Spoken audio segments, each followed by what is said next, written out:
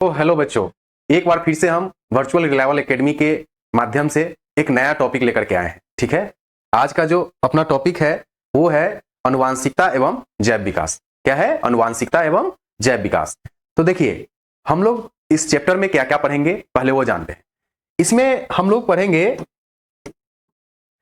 Mendel's तथा Mendel's के नियम, है ना। उसके बाद फिर लिंग निर्धारण, फिर हम लोग पढ़ेंगे जैव विकास, फिर आता है उत्परिवर्तन और समजात और समरूप अंग पढ़ेंगे।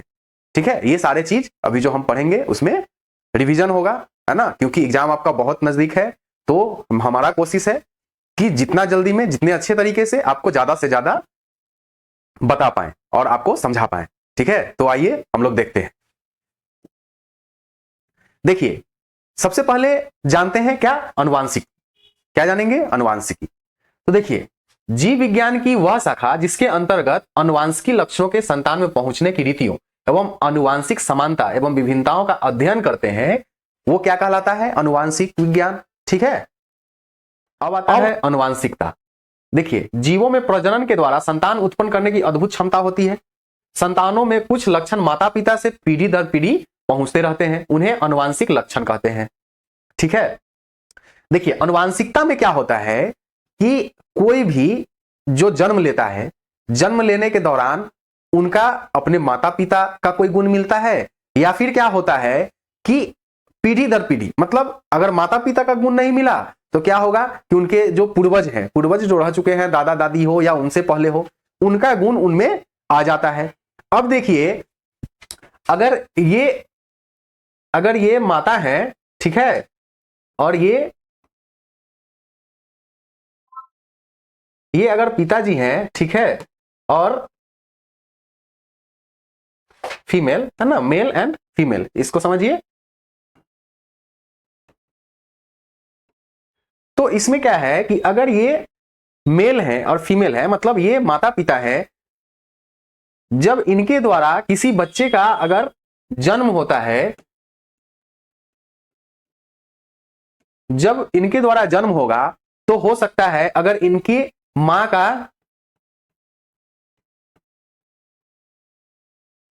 अगर बाल भूरा है ना, भूरा है, और इनके पिता का बाल काला है, तो हो सकता है कि इस बच्चे में इस मां के जो गुण है वो आ जाए। तो हो सकता है कि इनका भूरा भी हो जाए या फिर काला भी हो जाए। ठीक है, तो ऐसा देखा जाता है।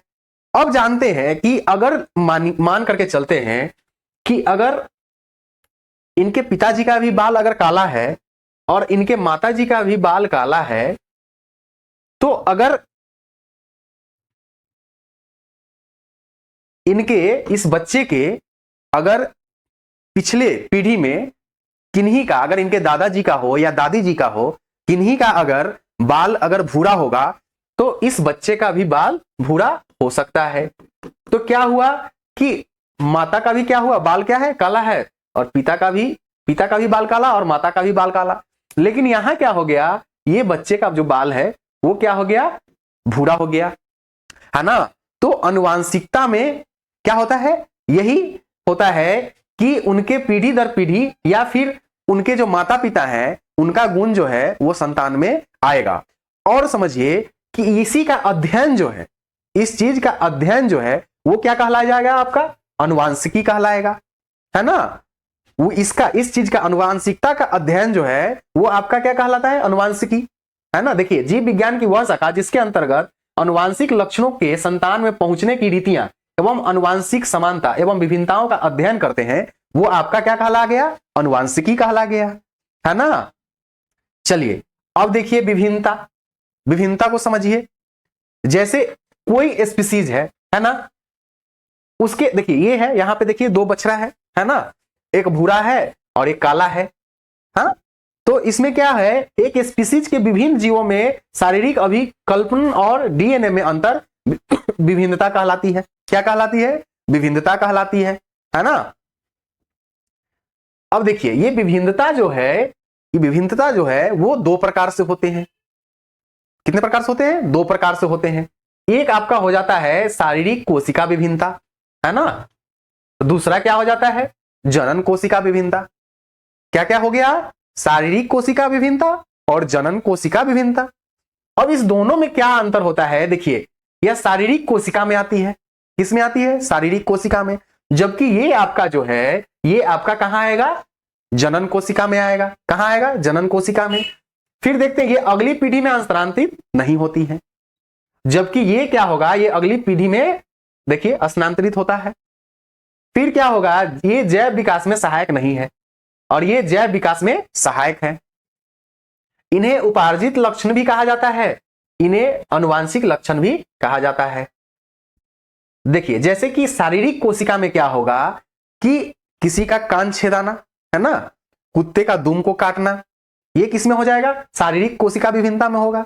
जबकि इसमें जो है जनन कोशिका विभिन्नता में क्या होगा, जैसे कोई व्यक्ति है, कोई जीव है, उसका बाल का रंग वो किस में आएगा, जनन कोशिका विभिन्नता में आएगा। मानव के शरीर की लंबाई जनन कोशिका विभिन्नता में आएगा। चलिए अब देखते हैं जनन के दौरान विभिन्नताओं का संचयन। जनन द्वारा परिलक्षित होती है, चाहे जंतु अलैंगिक हो या फिर लैंगिक हो। तो अगर अलैंगिक जनन होगा, इसमें क्या होगा, विभिन्नताएं कम होगी, जबकि लैंगिक जनन होगा तो इसमें विभिन्नता अपेक्षाकृत अधिक होगी। अब देखिए सबसे पहले आपके मन में यह विचार आता होगा कि अलैंगिक जनन और लैंगिक जनन क्या होते हैं। देखिए अलैंगिक में क्या होता है कि इसको अपने जैसा नए जीव को बनाने के लिए दो जीव की जरूरत होती है। जैसे अगर ये है, ठीक है,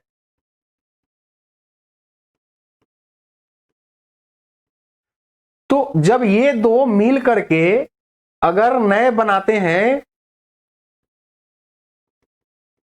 जब दो की आवश्यकता होती है तब जाकर के एक बनता है, वो किस में आ जाएगा, आपका लैंगिक में आ जाएंगे। जबकि अलैंगिक में क्या होगा कि एक जीव की ही आवश्यकता होती है।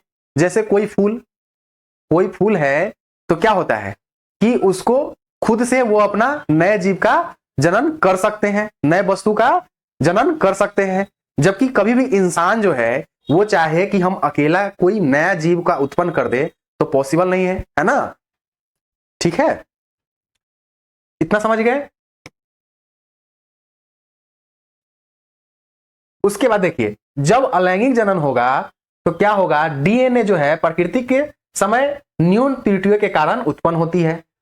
अब देखिए उसमें देखिए अलैंगिक जनन में और लैंगिक जनन में कि यहां पे आपने देखा विभिन्नताएं कम होगी। अब देखिए कद्दू है तो कद्दू अगर फरता है तो क्या होगा, उसमें कोई डिफरेंस उतना आएगा नहीं आएगा, हरा का हरा वो रहता ही है, ठीक है। लंबाई में थोड़ा बहुत इधर उधर का होगा।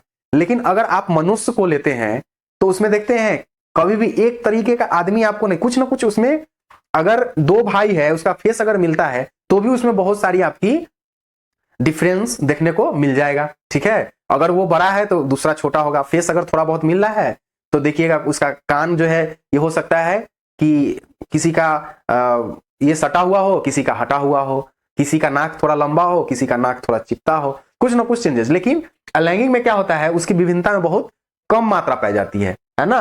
तो यही बात यहाँ लैंगिक में क्या हुआ कि उसका अपेक्षाकृत अधिक होती है, ठीक है, होती है, ऐसा नहीं। अब मैंने कब बताया आपको, कद्दू बताया तो हुआ ना, अंतर तो हुआ उसकी लंबाई में, कुछ ना कुछ तो अंतर हुआ, लेकिन उसमें थोड़ा कम देखने को मिलता है और लैंगिक में थोड़ा ज्यादा देखने को मिलता है इसकी अपेक्षा, ठीक है।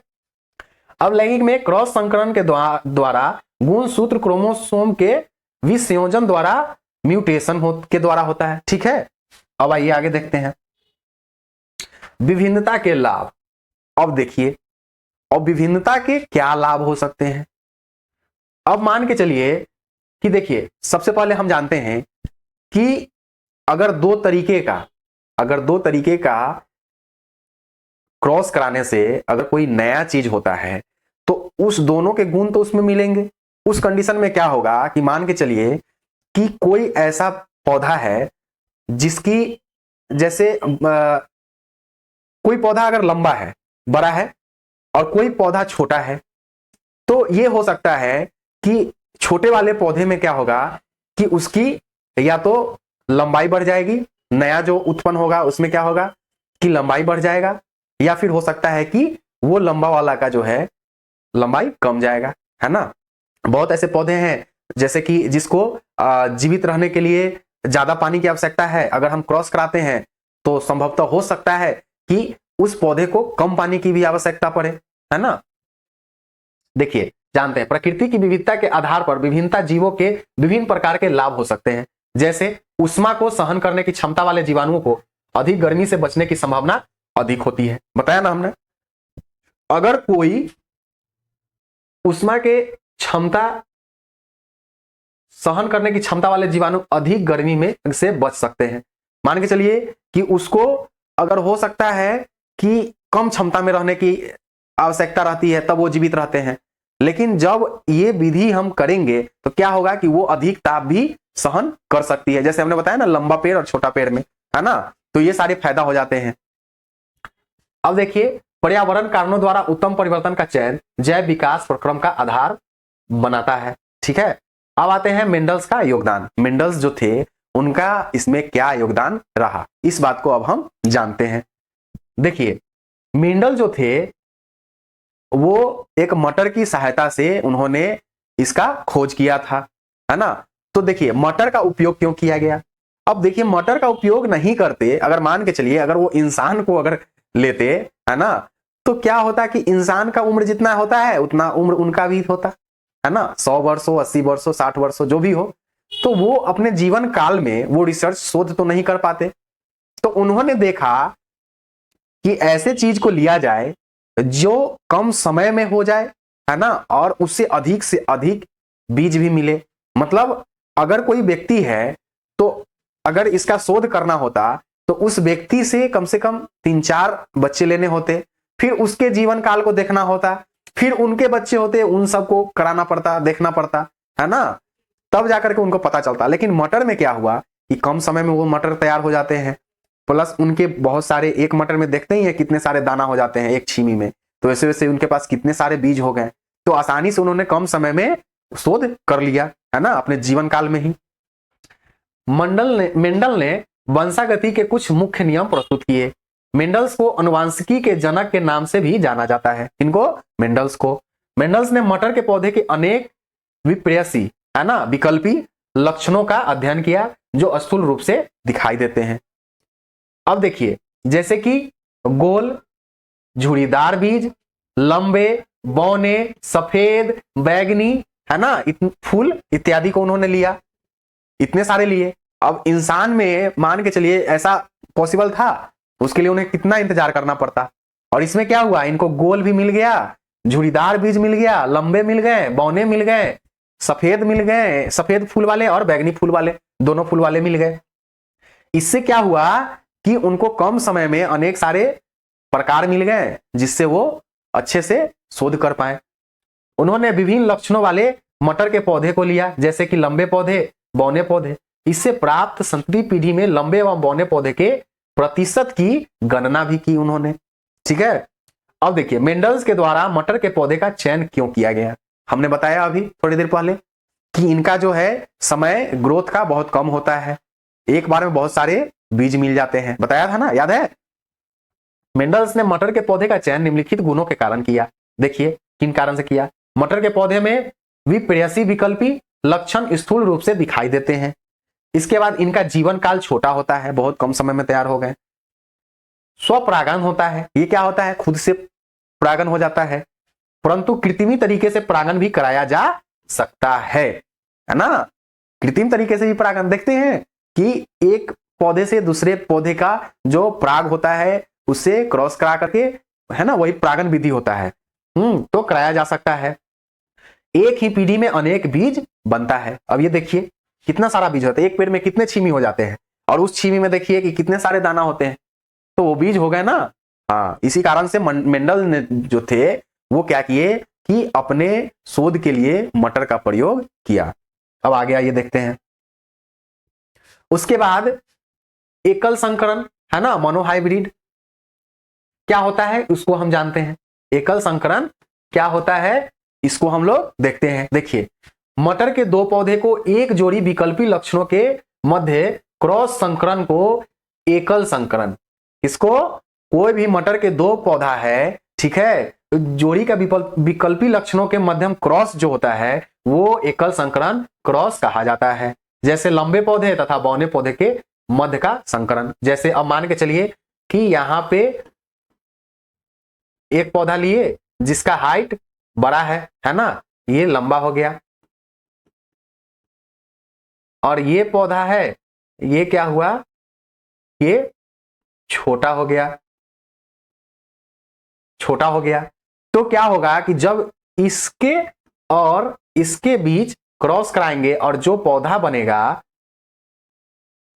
हो सकता है ये पौधा बड़ा भी हो या छोटा भी हो, है ना, तो जो नया पौधा बनेगा यही क्या कहलाएगा, एकल संकरण कहलाएगा। क्या कहलाएगा, एकल संकरण कहलाएगा। चलिए, इतना तक समझ गए सभी लोग। चलिए आगे देखते हैं। अब आते हैं अवलोकन। इसमें क्या था कि प्रथम संतति पीढ़ी, है ना, कोई भी पौधा बीज की ऊंचाई का नहीं था। क्या था कि कोई भी पौधा जो था वो बीज की ऊंचाई का नहीं था।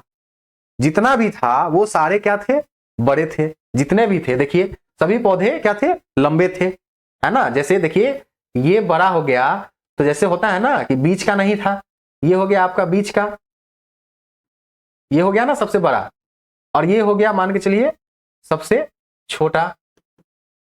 तो इसमें क्या था कि ये दोनों नहीं था, सिर्फ था तो क्या था, ये वाला था। सिर्फ कितने थे, लंबे पौधे थे। लक्षणों में से केवल एक पैतृक जनकीय लक्षण ही दिखाई देता है। F2PD में क्या था कि 3/4 भाग जो था वो लंबे और 1/4 जो था वो बौने पौधे थे। जिसमें देखिए फिनोटाइप में क्या था, फिनोटाइप में 3 पौधा जो था वो क्या था, लंबे थे, और जबकि एक पौधा क्या था आपका, वो बौना पौधा था। अब आते हैं जीनोटाइप में। जीनोटाइप में क्या था कि एक पौधा जो था वो आपके लंबे पौधे थे, दो पौधा जो था वो आपका क्या था, मिडिल का था, बीच का था, और एक पौधा क्या था, बौना था, है ना। क्या समझे, एक पौधा जो था वो आपके लंबे थे, उसके बाद दो पौधा था वो आपके मध्य के थे, मिडिल थे, एक पौधा क्या था, बौना था, है ना। देखिए टी, अब आते हैं, देखिए जैसे कि टी जो हो गया ये आपका सबसे क्या हो गया, बड़ा वाला हो गया। बड़ी टी और छोटी टी क्या हो गया, मध्य का हो गया, और दो छोटी टी क्या है, सबसे छोटा, यानी बौना पौधा हो गया।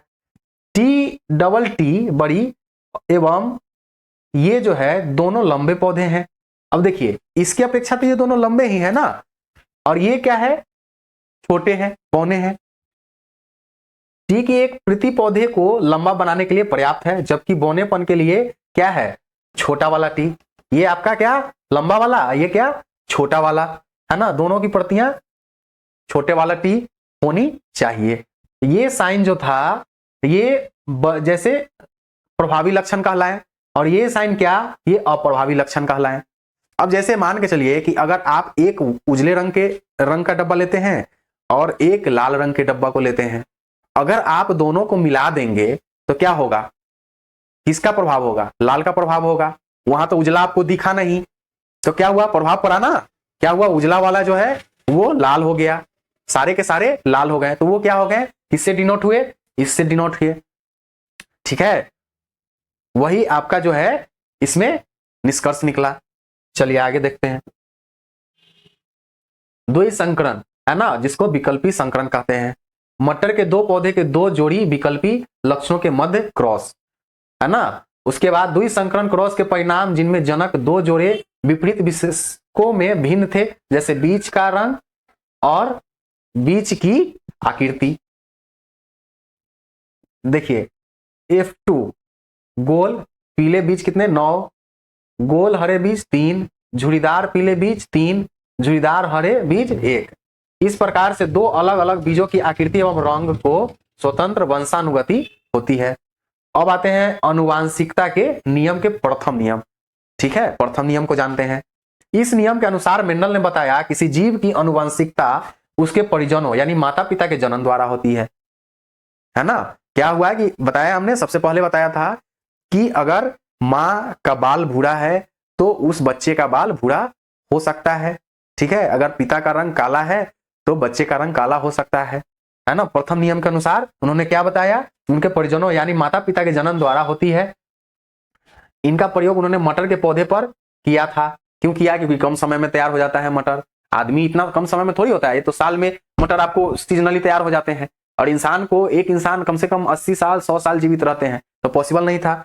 यदि कोई दो कारण हो और अगर वे दोनों समान न हो तो इनमें से एक कारण दूसरे कारण पर आसानी से प्रभावी हो जाएगा। इसे क्या कहेंगे? प्राभिकता का नियम कहते हैं, ठीक है। वो पहला नियम था। अब देखिए मेंडल के अनुवांशिक के नियम। देखिए प्रभावी का नियम, पृथक्करण का नियम, जिसको विसंयोजन का भी नियम कहा जाता है। अब स्वतंत्र अभियुवन का नियम। अब बारी बारी से हम समझते हैं कि प्रभावी का नियम क्या होता है, पृथक्करण का नियम क्या होता है, स्वतंत्र अभियुवन का नियम क्या होता है। देखिए प्रभाविता में क्या होता है कि इस नियम के तहत उन्होंने क्या बताया कि जब अगर ये दोनों होते हैं तो इसमें क्या होते हैं कि एक जो है अपना रंग दिखा देता है और दूसरा क्या करता है कि अपना छुपा लेता है, ठीक है। तो जो प्रदर्शित हो जाते हैं, है ना। देखिए जैसे विभिन्न लक्षणों वाले संयुग्म पादपों में जब संकर संकरण करवाया उन्होंने, तो इस क्रॉस में मेंडल ने एक ही लक्षण प्रदर्शित करने वाले पादपों का ही अध्ययन किया। तो उन्होंने पाया कि एक प्रभावी लक्षण अपने आप को अभिव्यक्त करता है और एक अप्रभावी लक्षण अपने आप को क्या करता है? छिपा लेता है ना। इस दोनों में या तो ये नहीं तो ये, है ना। एक क्या होगा? छुपा लेगा। इसी को प्रभाविता कहा गया है और इसी नियम को मेंडल प्रभाविता के नियम से क्या होता है? जाना जाता है। अब आते हैं पृथक्करण का नियम, विसंयोजन का नियम और युग्मों की शुद्धता का नियम। इसको तीनों नाम से जाना जाता है ना। इसमें क्या होता है? युग्मक निर्माण के समय दोनों युग्मक विकल्पी अलग अलग हो जाते हैं, इसमें अलग अलग हो जाते हैं। और प्रभाविता के नियम में क्या हुआ कि एक जो है अपना रंग दिखा दिया और एक क्या हुआ? छुपा लिया, है ना। और इसमें क्या हुआ? इसमें जो है दोनों युग्मक विकल्पी अलग अलग हो गए, है ना। अर्थात एक युग्मक में सिर्फ एक विकल्पी हो जाता है और इसलिए इसे पृथक का नियम कहते हैं। और इस युग्मक जो है किसी भी लक्षण के लिए शुद्ध होते हैं। अब आते हैं स्वतंत्र अपयुवन का नियम, ठीक है। यह नियम द्विसंकर संकरण के परिणामों पर आधारित होता है। किस पे आधारित होता है? द्विसंकरण के परिणामों पर आधारित होता है। इस नियम के अनुसार किसी द्विसंकर संकरण में एक लक्षण की वंशागति दूसरे लक्षण की वंशागति से पूर्णतः स्वतंत्र होती है। अर्थात एक लक्षण के युग्मा विकल्पी दूसरे लक्षण के युग्मा विकल्पी से निर्माण के समय स्वतंत्र रूप से पृथक एवं पुनः व्यवस्थित होते हैं। इसमें लक्षण अनुपात 9:3:3:1 होता है, ठीक है। इतना तक समझ गए। अब आते हैं लिंग निर्धारण। देखिए मानव के प्रत्येक कोशिका में 23 जोड़े गुणसूत्र पाए जाते हैं। कितने पाए जाते हैं? 23, जिसमें 22 जोड़ों की अलिंग गुणसूत्र तथा अंतिम 23वें जोड़े को लिंग गुणसूत्र कहा जाता है ना। द्विगुणित अवस्था में मादा का लिंग गुणसूत्र क्या होता है ना, X और X होता है तथा नर का लिंग गुणसूत्र X और Y होता है। तो क्या होता है कि जो बहुत सारे लोग क्या कहते हैं अपने गांव देहात में कि दोष किसको ठहराते हैं? महिला को ठहराते हैं। लेकिन यहां पे दोषी कौन होते हैं? नर होते हैं। किसी भी मेल या फीमेल का जन्म होना डिपेंड किस पे करता है? नर पे करता है, ठीक है। क्यों करता है कि अगर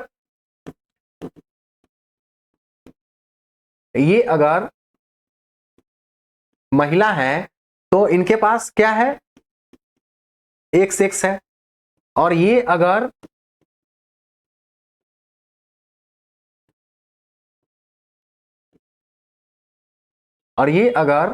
पुरुष है तो इसके पास क्या है? एक्स और वाई है। तो कभी भी अगर देखिए अगर एक्स और वाई, मतलब एक्स वाई होंगे तब जाकर के क्या होगा, तब होगा मेल का जन्म, है ना, तब क्या होगा, लड़का का जन्म होगा। और एक्स और एक्स जब भी होगा तो क्या होगा, लड़की का जन्म होगा, यानी फीमेल। तो कौन हुआ, कभी भी किसी बच्चे का लड़का होना या लड़की होना किस पे डिपेंडेंट है, लड़के पे, क्योंकि जब तक इसका पुरुष का वाई जब तक नहीं आएगा तब तक उसका लड़की का ही जन्म होगा, एक्स एक्स लड़की, है ना। तो कौन विद्वान हुआ इसमें, कौन हुआ, मेल हुआ, ठीक है, समझ गए। चलिए आगे देखते हैं। नर के इसी गुण सूत्रों के द्वारा मानव में लिंग निर्धारण होता है, ठीक है, समझ गए। लिंग निर्धारण के लिए उत्तरदायी कारण जो अभी हमने बताया, कुछ प्राणियों में लिंग निर्धारण अंडे के,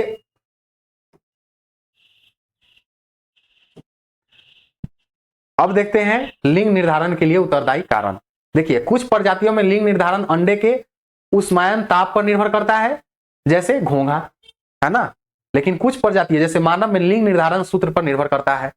अभी जो हमने ऊपर बताया वो किस में होता है, जैसे मानव में होता है, कुछ प्राणियों में होता है जिसमें मानव, जबकि अगर ये वाला जो सीन है वो क्या है, अंडे का उष्मायन ताप पर निर्भर करता है कि वो नर होगा कि मादा होगा, ठीक है। लेकिन इसमें क्या हुआ, इसमें मानव के निर्धारण लिंग गुणसूत्र पर होगा। लिंग गुणसूत्र क्या हो गया, एक्स एक्स और एक्स वाई, जो कि एक्स एक्स किस में पाया गया, मादा में पाया गया, एक्स वाई किस में पाया गया, नर में पाया गया। हमने पीछे समझा दिया, आपको अच्छे से समझ में आ गया होगा। मानव में लिंग निर्धारण, आधे बच्चे लड़के एवं आधे लड़की हो सकते हैं। सभी बच्चे चाहे वह लड़का हो अथवा लड़की अपने माता से एक्स गुण सूत्र प्राप्त करते हैं, अतः बच्चे का लिंग निर्धारण इस बात पर निर्भर करता है उन्हें पिता से किस प्रकार का गुण सूत्र प्राप्त हुआ है। बताया ना, अगर ये और ये हुआ तो लड़की, और ये होगा तो लड़का। तो किस पे निर्धारण हुआ, पिता पे, क्योंकि वाई आया, है ना। उसके बाद जिस बच्चे को अपने पिता से एक्स गुण सूत्र वंशानुगत हुआ वह लड़की, एवं जिसके पिता से वाई गुण सूत्र वंशागत हुआ वह क्या हुआ, लड़का हुआ, है ना। अच्छे से आपने ये समझ लिया। चलिए आगे देखते हैं। विकास, विकास क्या होता है, वह निर्धारित धीमी गति से होने वाले प्रक्रम जो हजारों करोड़ों वर्ष पूर्व जीवों में शुरू हुआ, नई स्पीसीज का उद्भव हुआ, वो विकास कहलाता है। जैसे मान के चलिए पहले जो मानव था वो कैसा था, जानवर जैसा था। वो क्या थे कि 4 पैर, मतलब 2 पैर और 2 हाथ, वो दोनों को जानवर जैसे 4 पैर में यूज करते थे। उसके बाद क्या हुआ, उन्होंने थोड़ा सा उठा, वो अभी मंकी बंदर जो चलते हैं थोड़ा लम करके, तो उस प्रकार से उन्होंने चलने का शुरुआत किया। फिर क्या हुआ कि उन्होंने अच्छे से सीधा होकर के डंडे की सहायता से हो जैसे भी हो उन्होंने चलना अच्छे से सीखा। फिर उन्होंने अपने बड़े बड़े बाल है उसको छोटा करना सीखा, है ना। उसके बाद जैसे नाखून वगैरह ये सब है वो सब काटना सीखा। उसके बाद तब कपड़ा पहनना वगैरह सीखा। उसके बाद वो अच्छे ढंग का कपड़ा पहनना सीखा। अब क्या है, अब तो पार्लर में जाता है लोग, है ना, अच्छे हैं, इतने अच्छे हैं तो भी और अच्छे बनना चाहते हैं। जैसे जैसे समय बदल रहा है वैसे वैसे क्या हो रहा है, आगे की ओर लोग और बढ़ रहा है ना। तो वही जो है निरंतर धीरे धीरे जो देखिए धीमी गति से होने वाले प्रक्रम जो हजारों करोड़ों वर्ष पूर्व जीवों में शुरू हुआ, वो नई स्पीसीज का उद्भव हुआ, वो क्या कहलाता है, विकास कहलाता है, ठीक है। अब उपार्जित लक्षण, वे लक्षण जिससे कोई जीव अपने जीवन काल में अर्जित करता है वो उपार्जित लक्षण कहलाता है। जैसे अल्प शोषित भ्रूण के भार में कमी। उपार्जित लक्षणों का गुण क्या क्या होता है, ये लक्षण जीवों द्वारा अपने जीवन में प्राप्त किए जाते हैं। ये जनन कोशिकाओं के डीएनए में कोई अंतर नहीं लाते एवं अगली पीढ़ी के वंशानुगत स्थानांतरित नहीं होते हैं। जैव विकास में सहायक नहीं है, जैसे अल्प शोषित भंग के आधार में कमी। अब आते हैं अनुवांशिक लक्षण में। वांशिक उपार्जित लक्षण में है ना, क्या देखा, वे लक्षण जिसमें कोई जीव अपने जीवन काल में अर्जित करता है उपार्जित लक्षण कहलाता है, ठीक है। अब अनुवांशिकी लक्षण में वे लक्षण जिसके कोई जीव अपने जनक से प्राप्त करता है वो अनुवांशिक लक्षण कहलाता है। जैसे मानव के आंखों एवं बालों के रंग, इस किस में आता है, अनुवांशिक लक्षण में आता है। अनुवांशिक में आ गया। जैसे किसी का आंख भूरा होना, है ना, काला होना, किसी का बाल भूरा होना या काला होना, ये सब क्या आनुवांशिक लक्षण है। आनुवांशिक लक्षण के गुण, ये लक्षण जीवों की वंशानुगत प्राप्त होती है। ये जनन कोशिकाओं में घटित होते हैं तथा अगली पीढ़ी में स्थानांतरित होते हैं। अगर दादा का बाल भूरा है तो हो सकता है उनके पोता का हो, बेटा का हो, है ना, बेटा का नहीं हुआ तो पोता का भी हो, है ना, ऐसा होता है। जैव विकास में सहायक, मानव की आंखों व बालों के रंग। और जाति उद्धव, पूर्व स्पीसीज से नई स्पीसीज का निर्माण ही जाति उद्धव कहलाता है। जैसे वर्तमान स्पीसीज का परिवर्तनशील पर्यावरण में जीवित रहना आवश्यक है, क्योंकि यह नई स्पीसीज का उद्धव करते हैं। इन स्पीसीज के सदस्यों को जीवित रहने के लिए कुछ बाहरी लक्षण में परिवर्तित करना पड़ता है। अब आते हैं जाति उद्धव किस प्रकार से होता है। जाति उद्धव तो समझ गए, अब ये जाति उद्धव जो है वो किस प्रकार से होता है इस बात को समझेंगे। देखिए, जीन के प्रवाह द्वारा, आनुवांशिक विचलन के द्वारा, प्राकृतिक चुनाव के द्वारा और भौगोलिक पृथ्वीकरण के द्वारा, है ना, इतने सारे कारण इतने प्रकार से होते हैं। अब देखिए, जीन प्रवाह को जानते हैं, उन दो समष्टियों के बीच होता है जो पूरी तरह से अलग अलग नहीं हो पाते हैं, किंतु आंशिक रूप से अलग होते हैं। अलग अलग नहीं होंगे, है ना, लेकिन आंशिक रूप से अलग होंगे। अब आनुवांशिक विचलन में किसी एक समिष्ट को उत्तरोत्तर पीढ़ी में जीन की बारंबारता से अचानक परिवर्तन का उत्पन्न होना, वो किस में आएगा, आनुवांशिक विचलन में। अब प्राकृतिक चुनाव, वह प्रक्रम जिसमें प्रकृति उन जीवों का चुनाव कर बढ़ावा देती है जो बेहतर अनुकूलन करते हैं। ठीक है, अब देखते हैं भौगोलिक पृथ्वीकरण। जनसंख्या में नदी, पहाड़ आदि के कारण आता है। हाँ, इससे दो उपशिष्ट के मध्यम अंतर्जनन नहीं हो पाता है। अब आगे देखिए, आनुवांशिक विचलन का कारण। यदि डीएनए में परिवर्तन पर्याप्त है तब होगा, गुणसूत्र की संख्या में परिवर्तन होगा तब होगा। अब अभिलक्षण, तो देखिए, बाहरी आकृति अथवा व्यवहार का विवरण अभिलक्षण कहलाता है। दूसरों शब्दों में विशेष स्वरूप अथवा विशेष प्रकार अभिलक्षण कहलाता है। जैसे हमारे 4 पाद मतलब पैर होते हैं, यह एक अभिलक्षण है। पौधे में प्रकाश संश्लेषण होता है, यह भी एक क्या है, अभिलक्षण है। अब समजात अभिलक्षण समझते हैं। विभिन्न जीवों में यह अभिलक्षण जिनकी आधारभूत संरचना लगभग एक समान होती है, यद्यपि विभिन्न जीवों में उनके कार्य भिन्न भिन्न होते हैं। अब देखिए, इसमें क्या होता है कि पंख जो है वो आपके चिड़िया के पास भी होता है, ठीक है। उसके बाद कुछ मतलब चिड़िया के पास हो गया, डायनासोर के पास भी कहा जाता है कि होते हैं। उसके बाद चमगादड़ के पास होते हैं, लेकिन सारे लोग अपना उस पंख का उपयोग अलग अलग प्रकार से करते हैं, ठीक है। जैसे देखिए यहां पे जल स्थलचर स्तनधारियों के पादों की आधारभूत संरचना एक समान, किंतु यह विभिन्न केशरूप जीवों में भिन्न भिन्न कार्य के लिए होते हैं। जैसे समजात अंग यह प्रदर्शित करते हैं कि इन अंगों के मूल उत्पत्ति एक ही प्रकार के पूर्वज से हुई है एवं जैव विकास का प्रमाण देती है। समरूप अभिलक्षण, यह अभिलक्षण जिनकी संरचना एवं संगठनों में अंतर होता है, सभी की उत्पत्ति भी समान नहीं होती किंतु कार्य क्या होते हैं, समान होते हैं। जैसे पक्षियों के अग्रपाद एवं चमगादड़ के अग्रपाद। अब देखिए, पक्षी कितना दूर दूर तक उड़ते हैं और चमगादड़ क्या करते हैं, वो अपने शीत से बचने के लिए, है ना, वो ज्यादा अपने उड़ने में सहयोग वो नहीं लेते हैं। समरूप अंग यह प्रदर्शित करते हैं कि जंतुओं के अंग जो समान कार्य करते हैं अलग अलग पूर्वजों से विकसित हुई है। जीवाश्म, अब क्या जानते हैं जीवाश्म, प्राचीन कालीन अनेक प्रकार के जीव, पौधे एवं जंतुओं के मृत अवशेष जो चट्टानों पर परीक्षित होते हैं वो जीवाश्म कहलाते हैं। जीवाश्मों का संग्रह एवं आयु के अनुसार उनका अनुकरण जैव विकास और जैव प्रक्रमण कहलाता है। जैसे बहुत दिन तक जैसे खुदाई होता है, तो बहुत जगह खुदाई होता है तो अपशिष्ट मिलता है ना कि हाँ ये इस चीज का है उस चीज का है, तो खुदाई के अनुसार वो क्या होता है, बहुत ऐसे जीव जैसे डायनासोर का कहा जाता है कि पहले ऐसे थे, बताया जाता है, तो वो क्या हम लोग तो देखा नहीं, लेकिन उसके जो अवशिष्ट है उसी से क्या किया गया, मतलब जानकारी लिया गया कि हाँ ये ऐसा जीव हुआ करता था, है ना। और वो कितने पुराने हैं, तो वो पुराने कितने हैं वो कैसे पता चलेगा, जितने अंदर होंगे उस अनुसार से पता लगाया जाता है ना। या फिर बहुत सारे ऐसे मशीन है जिससे पता लगाया जाता है कि ये कितने पुराने हैं जीव है या किसी वस्तु के बारे में। जैसे उदाहरण देखिए, किस प्रकार जीवों का विकास धीरे धीरे हुआ है। जैसे अभी हमने थोड़ा देर पहले बताया था कि मानव पहले अपने हाथ को भी पैर के रूप में उपयोग करते थे, जानवर जैसा चलते थे, है ना। तो वो सब धीरे धीरे कैसे कैसे आगे की ओर बढ़े और कैसे कैसे जीव में विकास हुआ वो सब पता चलता है।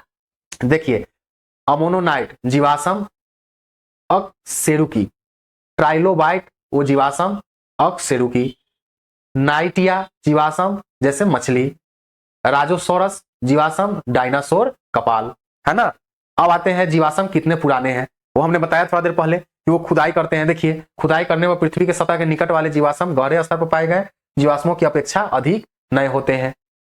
जो ऊपर में पाया जाता है, ऊपर में खुदाई के समय मिलता है, वो माना जाता है कि ये नए हैं, और जितने नीचे होते हैं वो माना जाता है उतना पुराना है। फॉसिल डेंटिंग, जिसमें जीवाश्म में पाए जाने वाले किसी एक तत्व के विभिन्न समस्थानिकों का अनुपात के आधार पर जीवाश्म का समय निर्धारण किया जाता है। ठीक है। विकास एवं वर्गीकरण, ठीक है। अब आते हैं, जानते हैं विकास एवं वर्गीकरण। विकास एवं वर्गीकरण दोनों आपस में जुड़े हुए हैं। जीवों का वर्गीकरण उनके विकास के संबंधों का प्रतिबिंब है। दो स्पीसीज के मध्य जितने अधिक अभिलक्षण समान होंगे उसका संबंध उतना ही निकट होगा। क्या होगा कि जैसे किसी के पास पंख है तो वो पंख वाले के उतने करीब होंगे, है ना। अब मनुष्य है, मनुष्य के पास पंख नहीं है, तो मनुष्य जैसे कि बंदर, है ना, तो वो क्या होंगे, उतने उसके करीब होंगे। क्या कह रहा है, दो स्पीसीज में जितने अधिक अभिलक्षण समान होंगे, है ना, दोनों में जितना अभिलक्षण जो है समान होगा उस समय उतना ही निकट उसका संबंध होगा। जितनी अधिक समानताएं उनकी होंगी उतना उद्धव भी निकट अतीत में समान पूर्वजों से हुआ होगा, है ना। जीवों के मध्य समानताएं हमें उन जीवों के एक समूह में रखने और उनके अध्ययन का अवसर प्रदान कराती है। अब आते हैं विकास के चरण, कैसे कैसे विकास क्या चरण है वो जानते हैं। विकास क्रमिक रूप से अनेक पीढ़ियों में हुआ है ना, पीढ़ी दर पीढ़ी बढ़ा है ना। कभी कैसा था, उससे फिर उससे अच्छा ग्रोथ हुआ, फिर उससे अच्छा हुआ, होता चला आया अभी तक और हो रहा है। योग्यता को लाभ, जैसे आंखों का विकास, जटिल अंगों का विकास डीएनए में मात्र एक परिवर्तन द्वारा संभव नहीं है, ये क्रमिक रूप से अनेक पीढ़ियों में होता है। जैसे प्लेनेरिया में अति सरल आंख होती है, कीटों में जटिल आंख होती है, मानव में द्विनेत्री आंख होते हैं, है ना। अब आते हैं के लाभ, क्या गुणवत्ता के लाभ। जैसे देखिए, पंख का विकास, इसमें क्या हुआ कि पहले जो पंख है वो शीत से बचने के लिए हुए, है ना। लेकिन क्या हुआ, देखिए, पंख ठंडे मौसम में उष्मारोधन के लिए विकसित हुआ। इसलिए विकसित हुआ ठंडा से बचने के लिए, जब ज्यादा ठंडा पड़े। लेकिन क्या हुआ, कालांतर में, मतलब आने वाला समय में, उसके बाद क्या हुआ कि वो किस चीज के लिए उपयोगी हो गए, उड़ने के लिए। किस लिए हुआ था, उष्मारोधन के लिए, और क्या हो गया, उड़ने में वो सहयोग हो गए। जैसे डायनासोर के पंख थे पर पंखों से उड़ने में समर्थ वो नहीं थे, पक्षियों ने पैर को उड़ने के लिए अपना लिया। समझ गए, गुण का लाभ समझ गए, है ना। गुण मिला तो उससे वो लाभ ले लिए। कृत्रिम चयन, बहुत अधिक विभिन्न दिखने वाली संरचनाएं एक समान परिकल्पनन में विकसित हो सकती है। 2000 वर्ष पूर्व मनुष्य जंगली गोभी का एक खाद्य पौधे के रूप में उगाता था। बहुत साल पहले क्या करता था, जंगली गोभी को खाद्य के रूप, मतलब खाद्य पदार्थ के रूप में उगाते थे। उसने चयन द्वारा इसे विभिन्न सब्जियां विकसित की। उसके हेल्प से, उसके मदद से क्या किया कि वो अनेक प्रकार के नए सब्जी बना लिए, है ना। जो अभी हम लोग बहुत सारे तरीके का सब्जी खाते हैं, तो क्या होता है, वो भी एक दूसरे से क्रॉस कर करके तब ना नया चीज बनाया जाता है ना। इसे कृत्रिम चयन कहते हैं। किसे कृत्रिम चयन कहते हैं, समझ गए ना। चलिए देखिए, ये देखिए जंगली गोभी था, इससे देखिए कैसे क्रॉस करके ये पुष्पों की वृद्धि रोकना, मध्य पुष्पे, और ये पत्तियों की ठोस की दूरी में कमी, है ना, ये सब क्रॉस करके बनाया गया। यह इस विचार पर निर्भर करता है कि जनन के दौरान डीएनए में होने वाली परिवर्तन विकास की आधारभूत घटना है। दूरस्थ संबंधी जीवों के डीएनए में विभिन्नताएं अधिक संख्या में संरचित होगी। अब मानव विकास के अध्ययन के मुख्य साधन समझते हैं। उत्खनन, डीएनए अनुक्रमण का निर्धारण, समय निर्धारण, जीवाश्म अध्ययन। ठीक है, तो ये चैप्टर यहीं पे समाप्त हुआ। आप लोग अच्छे से जितना पढ़ा है उसका अच्छे से रिवीजन कर लें। फिर हम अगले वीडियो में आते हैं नेक्स्ट टॉपिक के साथ। तब तक के लिए धन्यवाद।